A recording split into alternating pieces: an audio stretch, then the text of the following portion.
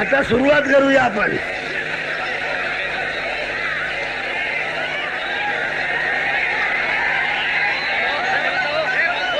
हे बा प्रथम जे फोटोग्राफर्स आहेत, कॅमेरामॅन आहेत, फार थोर माणसं आहेत ती.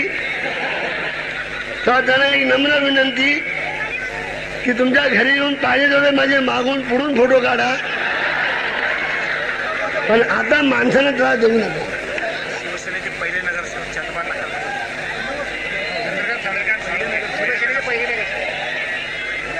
एक मिनिट खाली बस रे.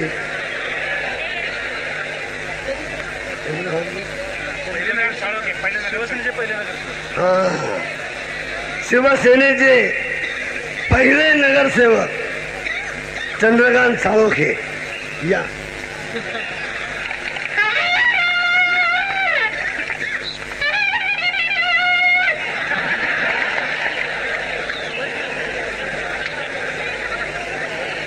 असल्या मिशा हल्ली दिसत नाही तो.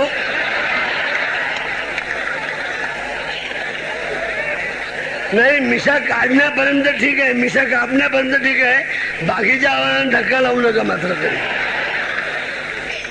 तेव्हा आपण सुरुवात करूया की स्टेजवर बसलेली प्रतिष्ठित मंडळी, कारण स्टेजवर नेहमी प्रतिष्ठित मंडळीच असतात, आणि बराच वेळ वाट पाहत तिष्ठत मातीमध्ये बसलेली सर्वश्रेष्ठ मंडळी. एक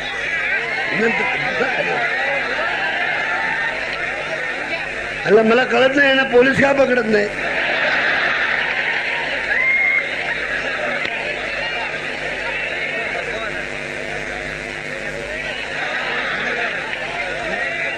बरोबर, आता घ्या नको, काय मी कर्म बोलणार आहे. तुम्ही माझा फोटो छापा आणि कुणाचंही भाषण छापा प्लीज.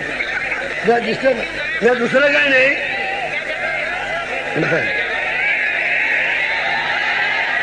बघा खाली हो, बघा ना.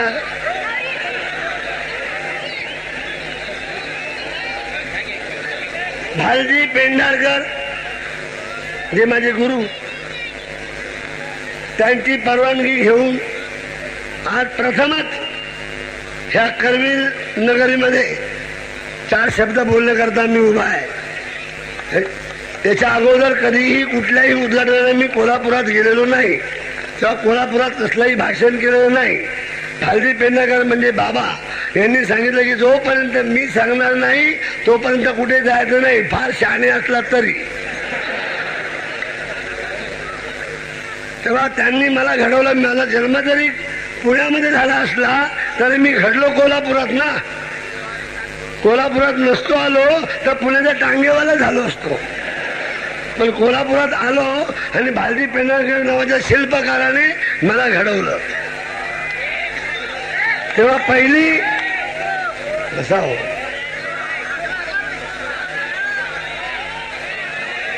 एक तर मी मुश्किलीने बोलते, एकदा विसरलं म्हणजे माझ्या लक्षात राहत नाही. हो, नाही तर मी एम ए नसून झालो का. शाळेपासून ही तक्रार आहे की माझ्या लक्षातच राहत नाही काही. थांबा थांबा थांबा, हो सोडून द्या ना, आपले लोक आहेत ना. बरे जाऊ चला बरं, आता फोटो काढू नका, नंतर मी आपण सावकाश फोटो काढूया. घरी माईक मी घेऊन येतो.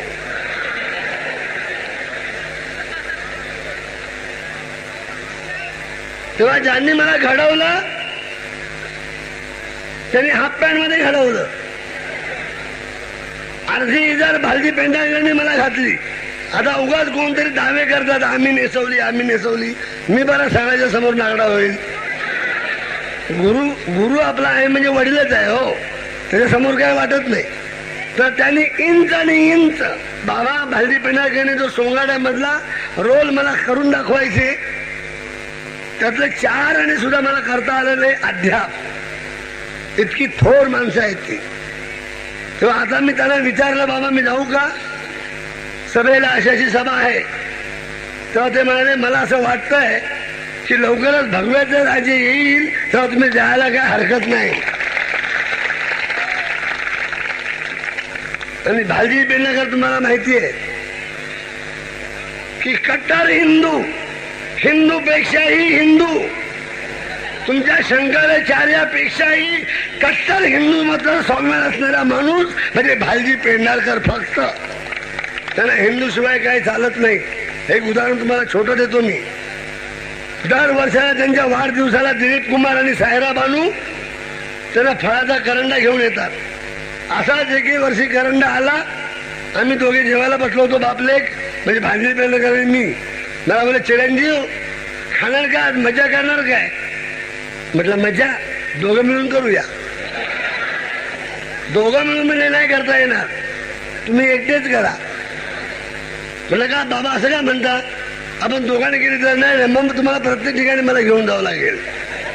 तेव्हा एकटे मजा करा. जरा बघा तो करंडा उघडा आणि त्यातली द्राक्षे आहेत, काही आंबे आहेत, मोसंबी आहेत, संत्रे, ते खा. मी करंडा उघडला. आता दिलीप कुमारने आणलेली फळं हो, बोलायचं काय कारण आहे? करंडा उघडला, नुसता वासाने अर्धा तास मला काय कळेना की हे खाऊ का ते खाऊ, ते खाऊ का ते खाऊ.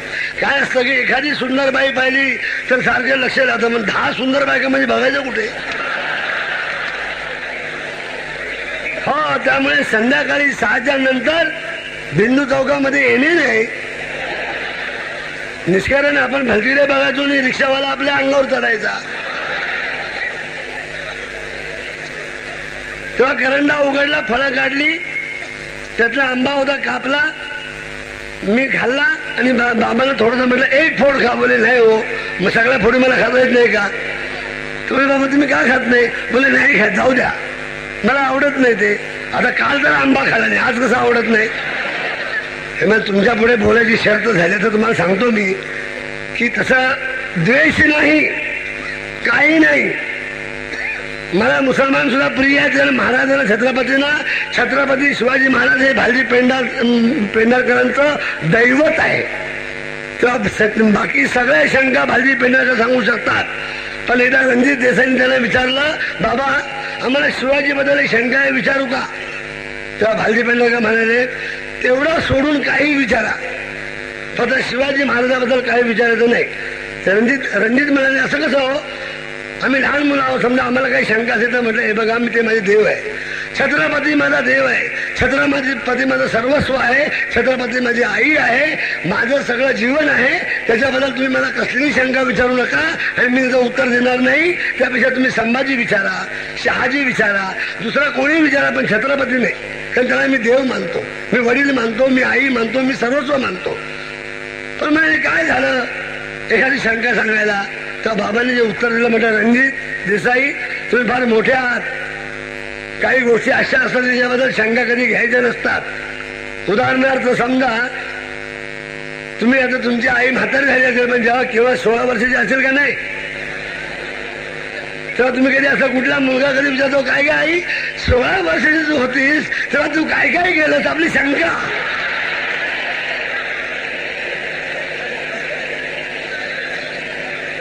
रणजित देसाई स्टुडिओमधून बाहेर पडले आणि एसटीने बेळगावला गेले.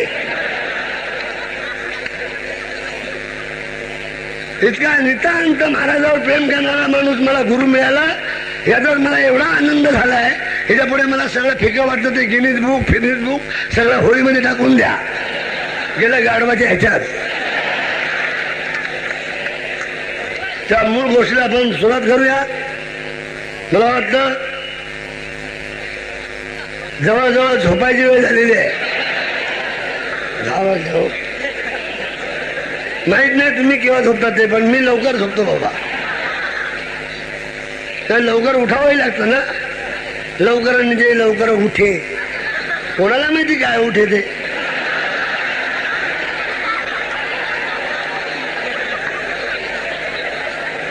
त्याबद्दल कुणी पत्रकारांनी शंका घेतली नाही. हा, मी बिचारा गरीब माणूस सापडलो तर एका चित्रपटामध्ये मी सहज शब्द वापरला. मी बुवा असतो, गोसावी असतो, साधू असतो. मी माझ्या सगळ्या सेवकांना, माझ्या नोकरांना सांगतो, शिष्यांना सांगतो की बा मला जीवनाचा कंटाळा आलाय, तेव्हा मी आता समाधी घेत आहे. मी समाधी घेणार. तेव्हा शिष्य मला विचारतात, महाराज तुम्ही जर समाधी घेतली तर तुमच्या सामानाचं काय?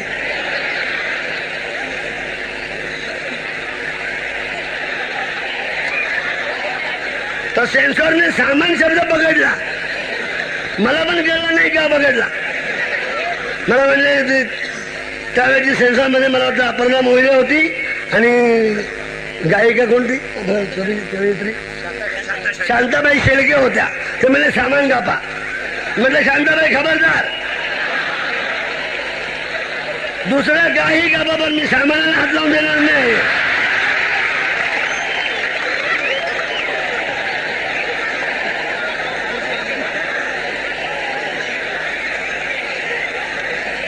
माझं म्हणणं की विनाकारण का कापावं, त्याच्यापासून काय त्रास आहे का? सामान म्हणजे सामान, दुसरा अर्थ काय आहे? समजा मी तुमच्या घरामध्ये आलो आणि तुमच्या घरामध्ये पाहिलं सगळे रेडिओ आहे, टीव्ही आहे, व्हिडिओ आहे, गोदरेजची कपाट आहेत, चांगले पलंग आहेत, गाद्या आहेत, गिरद्या आहेत, सगळे फ्रेम फोटो लावले, घर गच्च भरलंय आणि तुम्हाला मी असं विचारलं की वा वा वा तुमचं घर सामानाने अगदी गच्च भरलंय, तर तुम्ही कुठे बघालो? सामानाकडे नाही का?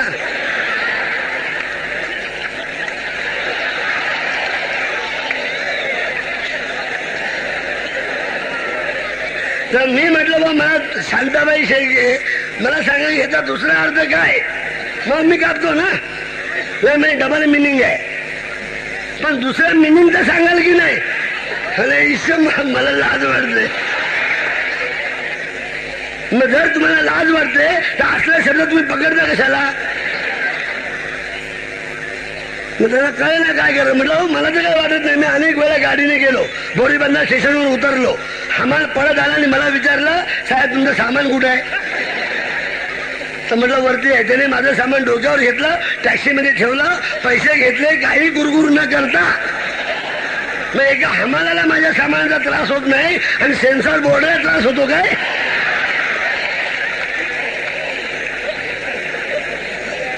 उद्या जर शिवसेनेचं राज्य आलं तर मी बाळासाहेब ठाकरेंना जरूर सांगेल की सेन्सॉर बोर्डावर या असल्या म्हातारड्या बायका ठेवण्यापेक्षा स्टेशनवरचे हमाल ठेवा, हमाल. अरे त्याला अकरायला तुम्हाला नाही काय पण पकडतं म्हणजे आहे का त्याचं? तसंच गाणं एक होतं पूर्वीचं, सुंदर गाणं केलं तो. पहिला सिनेमा सोंगाड्या, त्याच्यामध्ये सुंदर गाणं होतं की माळ्याच्या मळ्यामध्ये कोण ग उभी. अय्या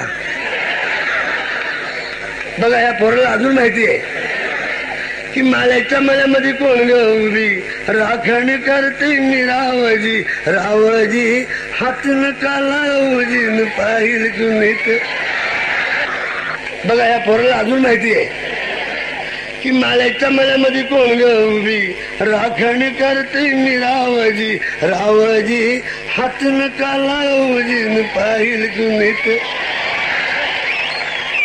या गाण्याचा शेवटचा अंतरा होता की गोऱ्या गालावरी ग माझ्या लाली लागली दिसू ग, अंघोळीला बसली माझू मलाच हसू ग. मला काय हसायला? सेन्सॉरने मला इथेच पकडलं. सेन्सॉरने मला विचारलं की मुळामध्ये ही बाई एकटी आंघोळ करताना हसली का? बरोबर आहे हो, एकटा माणूस कधी हसत नसतो ना. फार तर एकांतामध्ये माणूस रडेल, आठवणी काढून काढून मुसू रडेल. तर समजा तुम्ही एकटे आहात आणि हसत बसले, बाथरूम मध्ये गेला आणि असं केलं तर तुम्ही बाहेर यायच्या आतमध्ये 3 डॉक्टर तुमची बायको घेऊन येईल की हे कालपर्यंत चांगले होते, आज काय झालं बघा. तेव्हा हसणं हा स्वभाव नाही, हसवावं लागतं माणसाला. रडता कधी पण येतं. आपण जन्म घेतो ना, तो जन्म झाल्याबरोबर अशी एक कल्पना करा की एखादा मूल जन्मल्याबरोबर हसलं तर पहिले त्याची आई बेसुद्धा पडेल.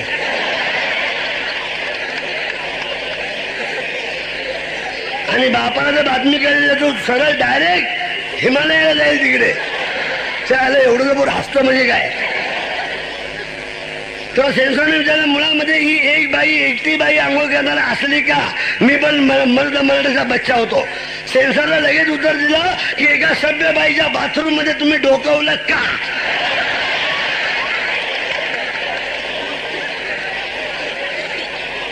तेरी चूप मेरी चूप. तिकडे सेन्सर गप, मी इकडे गप. अरे म्हटलं काहीतरी बोला. काय नाही म्हणलं, पास केलं जा. तर माझी मराठी भाषा इतकी सुंदर भाषा, खरं सांगू तुम्हाला की मराठी भाषा एवढी गोड, सुंदर, रसाळ, लवचिक भाषा जगात कुठेही दुसरी भाषा नाहीये, कुठेही नाही. बाकी सगळ्या भाषा आहेत. इतर भाषिकावर माझा काही लाग नाहीये. हिंदीमध्ये मी पण पिक्चर काढतो, मला पण हिंदी बोलता येत. अरे हो सांगा कितने आदमी थे, मी पण बोलू शकतो हिंदी, नाही असं नाही. पण ही वृक्ष भाषा आहे. हिंदी भाषा ही बोली चालीला वृक्ष भाषा, कंटाळवाणी, गंमत नाही, लवचिकपणा नाही, म्हातारपण आहे. म्हणजे असं वयोवृद्ध भाषा वाटते. मराठी सारखी चपलक वाटत नाही. हा, हिंदीमध्ये फक्त शेर शायरी करायची कि मैंने दिल दिया तुझे तोहफा समझ के. हो काय माझा शेर तर पुरा हो द्या. अर्ध्या शेरला हा कसं होईल. पण एक लोकांना सवय असते, हम गए थे जंगल में. अरे पण नंतर शेवटी म्हणायचं और हात में लोटा था.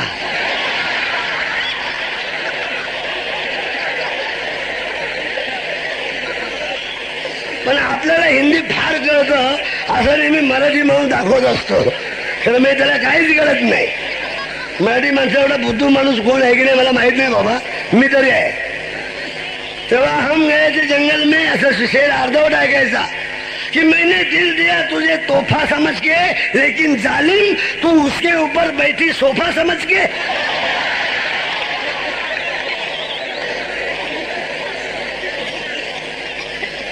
आणि ते पण बोलायचं कसं, मैंने दिल दिया, मैंने दिल दिया तुझे, मैंने दिल. तुझ्याला सरळ बोल की मैंने दिल, मैंने दिल, मैंने दिल. तुमने ढील दिया बरोबर मालूम है हमको. तो मैंने दिल दिया तुझे तोहफा समझ के, मगर जालिम तो उसके ऊपर बैठी सोफा समझ के. रडून. आता मला हे कळत नाही हिंदी शायरांचं की दिल म्हणजे हृदय. अरे हृदयासारखी किमती चीज एका रस्त्यावरच्या पोरीला भाडव्या देतो कशाला. तुला जर हृदय द्यायचं तर आईला दे, बहिणीला दे, भावाला दे, नाही तर छत्रपतीला दे, भगव्या झेंड्याला दे, शिवसेनेला दे. तर रस्त्यावर एखादी गोरी गोमटी पोरगी चालली, तिला पाहिल्याबरोबर मैंने दिल दिया, बस बोंबला चुना खाली जा.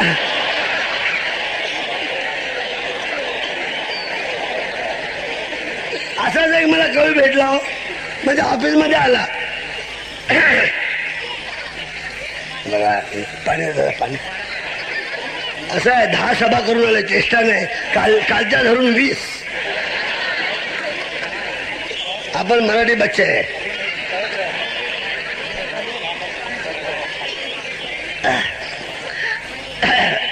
माझ्या ऑफिस मध्ये बसलो होतो, एक रस्ता आले सगळे सुटाफुटात उच्च भ्रू. आता सुटाफुटा म्हणजे उच्च भ्रू. उच्च भ्रू म्हणजे जरा शिकलेले, आपल्यातून म्हणजे माणसातून उठलेले.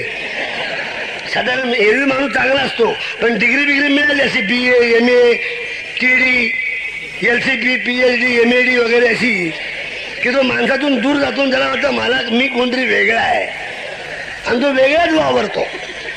तसं एक रस्ता आले, मी आपला बसलो होतो लिहित काहीतरी. मला बोले दादा कोणती उठायचं काय नक्कीच आहे.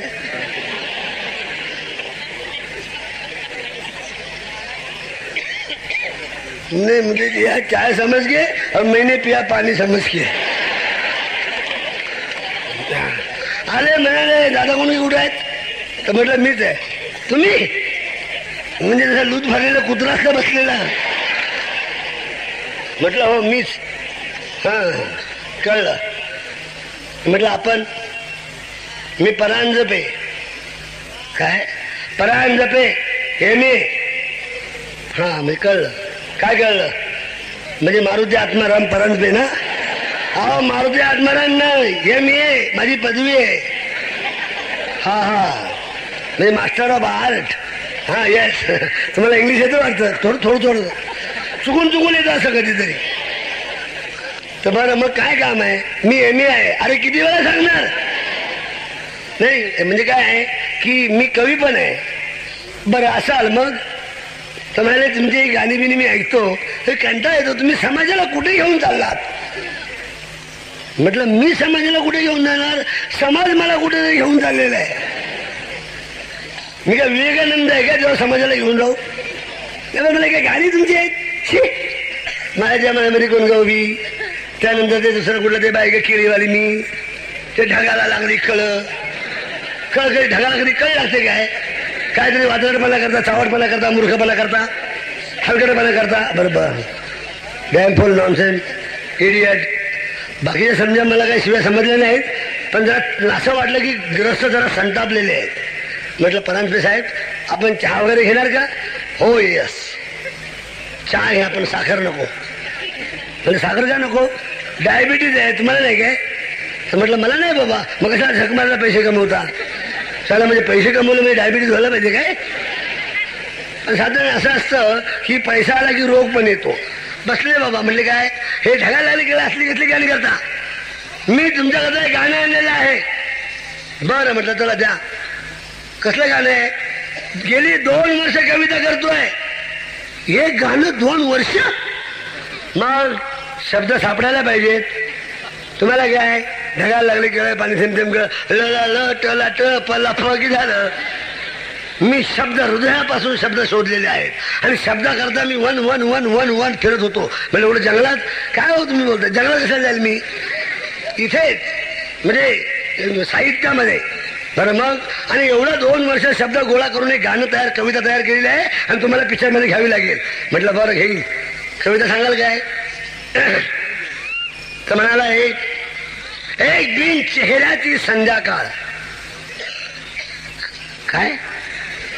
एक बिन चेहऱ्याची संध्याकाळ. बिन चेहऱ्याची म्हटलं मी खात होती कुठल्या बाजूने? अहो बोला तुम्ही मध्ये मध्ये you don't disturb me please. तुम्ही मध्ये बोलू नका. बिन चेहऱ्याची म्हणजे एक कल्पना आहे ही कवीची कल्पना. बरं कल्पना आहे मग असू द्या. मग काय तिला चेहरा काय? तिला काही नसलं तरी माझी काय हरकत आहे? तुम्ही बिन चेहऱ्याची म्हणा रे बिन ह्याची म्हणा मला काय गेलं? तर एक बिन चेहऱ्याची संध्याकाळ बसली होती. बराच वेळ गप्प बसले. मी म्हटलं झालं का काय? ते संध्याकाळचं म्हटलं झालं का उरकून सगळं? काय उरकून? तर मला ती संध्याकाळ बसली होती ना तांबे घेऊन. नाही हो. मग तुम्ही थांबलात का? विचार करीत थांबलो की पुढे काय म्हणू ते. तर एक बिन चेहऱ्याची संध्याकाळ बसली होती अब्रकाच्या खांबाला पाठ टेकून. अब्रकाचा खांब? अरे म्हटलं मी सागवान पाहिलंय, देवदार पाहिलंय, शिसवी पाहिलंय, पण अब्रक हे अब्रक काय उगवतं काय झाडासारखं? हे बा 2 शब्द मध्ये बोलू नका. माझी कविता संपूर्ण ऐका आणि मग बोला, कारण तुमच्या आकल्याच्या बाहेरचं काम आहे. म्हटलं बर. एक बिन चेहऱ्याची संध्याकाळ बसली होती अब्रकाच्या खांबाला पाठ टेकून आणि करत होती विचार की हा सूर्याचा चेंडू. सूर्याचा चेंडू? कल्पना हो. हा सूर्याचा चेंडू कधी जाणार कधी जाणार? म्हटलं कशात? मध्ये बोलू नका हो. कशात काय? चेंडू कशात जातो? हा सूर्याचा चेंडू कधी जाणार कधी जाणार? बाउंड्रीच्या बाहेर. कसं वाटलं गाणं? म्हटलं वा काय गाणे हो. पण अर्थ कळला नाही. ही तर म्हटलं खूप आहे. मला सुद्धा कुठे कळलाय? ज्याचा अर्थ कवीला सुद्धा कळत नाही त्यालाच नवकाव्य म्हणतात. हा तिच्या आयला म्हटलं असल्या कविता मी रोज 50 करतो. ते पर्यंत चाड करून उभे राहिले. माझा इन्सल्ट करता. म्हटलं काय झालं? 50 कविता 2 वर्ष मला लागले ह्या कवितेला शब्द मिळत नाहीत आणि तुम्ही म्हणता 50 करतो. हो म्हटलं काय झालं? आणि ते मी सकाळी तिकडे गेल्यावर तर म्हणले एखादी दाखवाल का? हो दाखवेल. आता दाखवू का म्हणून? तुम्ही दाखवा. तर म्हटलं एक बिन मेंदूचा कवी. बिन मेंदूचा कवी? म्हणजे तुम्ही कवीला बिन मेंदूचे म्हणता, म्हणजे डोंट डिस्टर्ब मी, मध्ये बोलू नका, ऐकून घ्या ना. एक बिन मेंदूचा कवी बसला होता हलवीत. काय हलवीत? अहो म्हटलं परंते गप बसा ना, तुमचं गाणं मी ऐकलं की नाही गप बसून? मग तुम्हाला काय एवढी उत्सुकता लागली काय हलवीत ते? Don't disturb me, you only here and go. तर एक बिन मेंदूचा कवी बसला होता हलवीत, आपली बिनशाहीची लेखणी, आणि करीत होता विचार. प्रांत म्हणले कसला? कुठे घालू कुठे घालू कुठे घालू? लेखणी? अहो लेखणी नाही हो, मध्ये बोलणं डोंट डिस्टर्ब मी. आणि करीत होता विचार, कुठे घालू कुठे घालू कुठे घालू, न सुचलेली अक्षरे.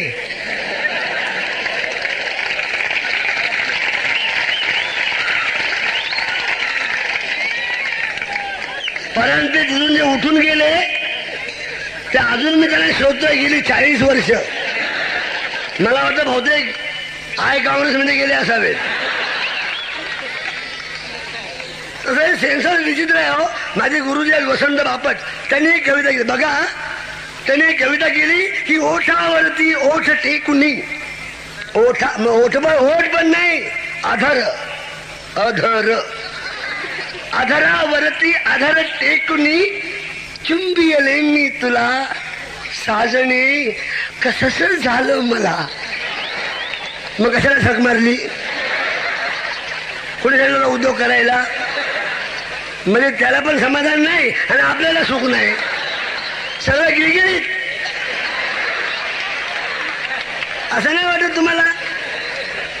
ते शब्द, तोच विचार, शब्द नाही, तीच कल्पना मी घेतली आणि त्याच्यावर गाणं केलं कोल्हापुरी भाषेत रांगड्या. की बघून तुझा ही रूप मनामध्ये खूप वाटतय भेटावं, अग धरून तुझला घट गुलाबी वट मधवानी चाटावं. ओठावरती ओठ ठेवून अग लाडकी छबीन चुन्याची डबी. बघा, आपल्या प्रेयसीला चुन्याच्या डबीची उपमा देणारा शाहीर केवढा मोठ्या विचाराचा असला पाहिजे. कारण चुन्याची डबी ही एकमेव जगातली अशी एकच वस्तू आहे की जिच्यामध्ये आपल्याला हक्काने बोट घालता येतं.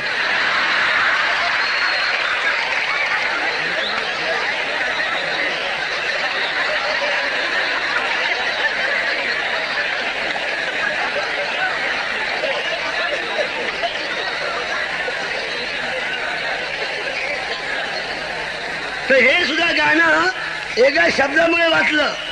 ह्याच्यामध्ये असं होतं की काल रात्रीला सपान पडलंय, स्वप्नात आला तुम्ही. तुम्ही म्हणजे मी. तर हे उषा चव्हाण गाणं म्हणते आणि तुम्ही सगळे एका वेळेच्या स्वप्नामध्ये गेला, नुसते धडकून माहितीये काय. आणि त्यात तुम्ही कोल्हापूरची माणसं सरळ जाणार काय स्वप्नात? काय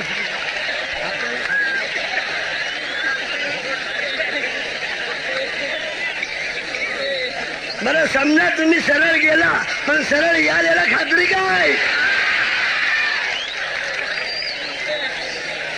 काल रात्रीला सपान पडलं, स्वप्नात आला तुम्ही बाई मी बडबडले, आणि गालावरती खुणा बघुनी आई म्हणाली काय घडले. आता सांगू कशी, बोलू कशी, नाव कुणाच घेऊ कशी मी. तेव्हा मी तिला म्हणतो, तू माझी मंजुळा गोड, तुझा गळा दुरून ग पाहू नको.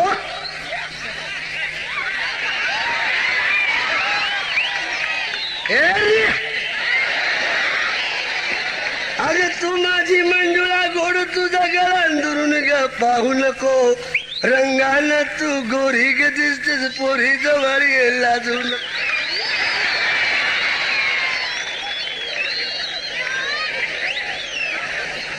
पुढे ती म्हणते की धरला माझा हात तुम्ही, अहो धरला माझा हात तुम्ही, आणि मी ओरडले पुरे करा बाई सपना मंदी. ह्या दोन शब्दामुळे गाणं सुटलं. अवधीट किती पण तुम्ही म्हणाला, डावा आजचा करू पुरा बाई सपना मंदी. आणि पाठ शिवणीचा खेळ खेळता पाय घसरून मी पडले, गालावरती खुणा बघुनी आई म्हणाली काय घडले, तू फिरता पाखरू ग बघतोय धरू तरी मला घ्यावना, झालो तुझ्यावर खुशी तू माझी मिशी. अरे प्रेयसीला मिशी म्हणायची म्हणजे केवढी उच्च कल्पना असली पाहिजे, कारण मिशी ही पुरुषाची एकमेव एक अशी वस्तू आहे की जिच्यावर आपल्याला कधी पण हात फिरवता येतो.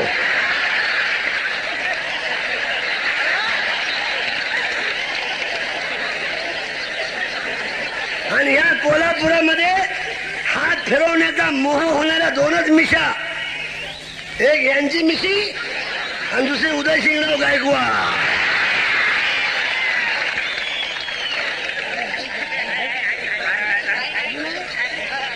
नाही मी ह्याला विचारलं त्यांना अजून आहे का, कारण तो करेल तसं हे करतात. तेव्हा एवढी माझी रसाळ भाषा, सुंदर भाषा, तितकी गोड भाषा मराठी भाषा. पण आता नतद्रष्ट मंत्री आला, मुख्यमंत्री शंकररावजी चव्हाणजी, त्याच्या मायचा जीजी. त्या असेंब्लीमध्ये बोलताना एका ठरावावरती इंग्लिश मधून बोलत होता. मनोहर जोशीने ऑब्जेक्शन घेतलं, विरोध केला, म्हटलं तुम्ही महाराष्ट्राचे मुख्यमंत्री आहात, तुम्ही मराठीमध्ये बोला. तेव्हा शंकरराव चव्हाण म्हणले मुझे मराठी नहीं आती है. तुला कुणी काढलं रे शंकरिया?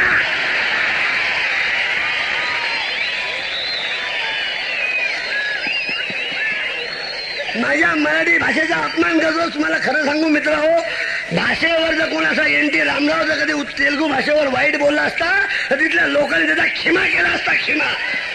पण आपण फुलकट लोक म्हणून गप्प बसतो आणि असला मुख्यमंत्री आपण खपून घेतो. म्हणलं शंकरराव चव्हाण बरोबर आहे हो. आणि शंकर चव्हाण खोटं नाही बोलत, त्याला खरंच मराठी येत नाही. त्याला मराठी कसं येणार? ते राहतात नांदेडला आणि त्यांच्या घराच्या बाजूला शिखांचं गुरुद्वार आहे. कमाल झाली आता. त्यांच्या घराच्या बाजूला शिखांचं गुरुद्वार आहे, त्यामुळे पंजाबी लोकांची सारखी जाय चालू असते ना, त्यामुळे आम्हाला कळत नाही का कुणाचं बेन आहे ते.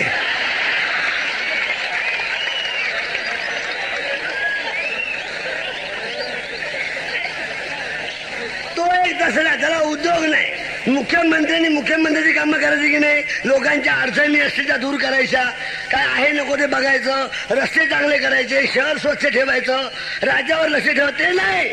सकाळी उठलं की पहिली बातमी शंकरराव चव्हाण शिवसेनेचा जोर वाढू देणार नाही, लवकरच बाळासाहेब ठाकरे यांना पकडणार. रोज बातमी शिवसेनेची मस्ती चालणार नाही, बाळासाहेब ठाकरे यांना पकडणार.